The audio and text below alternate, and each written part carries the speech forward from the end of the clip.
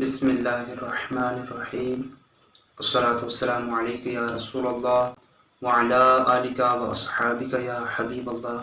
پیارے بھائیو، آج ہم سیکھتے ہیں تیمم کرنے کا حنفی طریقہ۔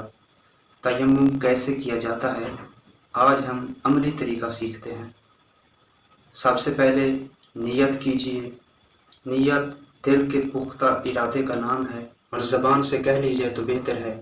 مثلا یوں کہے کہ بے غسلی یا بے وضوئی یا دونوں سے پاکی حاصل کرنے اور نماز جائز ہونے کے لیے تیمم کرتا ہوں۔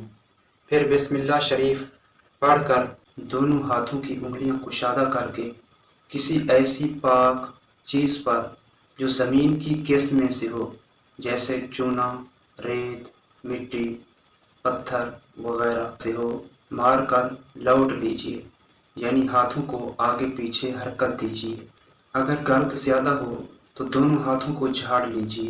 بہرحال احتیاط رہے کہ تالی نہ بجے۔ پھر چہرے کا اس طرح مسح کیجیے کہ کوئی حصہ نہ رہ جائے۔ اگر کوئی حصہ رہ گیا تو تیمم نہیں ہوگا۔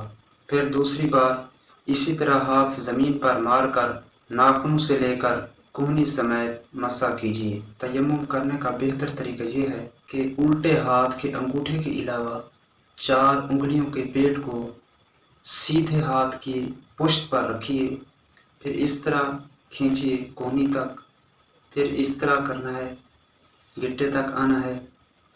جو انگوٹھا بچا تھا اس انگوٹھے کے ذریعے سیدھے ہاتھ کے انگوٹھے کا مسح کرنا ہے، پھر اسی طرح سیدھے ہاتھ سے الٹے ہاتھ کا اس طرح مسح کرنا ہے، پھر وہاں سے اس طرح گٹے تک لے کے آنا ہے، پھر اس انگوٹھے سے الٹے ہاتھ کے انگوٹھے کا مسح کرنا ہے۔ تیمم میں سر اور پاؤں کا مسح نہیں ہوتا۔ آپ نے میرے یوٹیوب چینل کو سبسکرائب نہیں کیا تو سبسکرائب کریں، شیئر کریں اور لائک کریں۔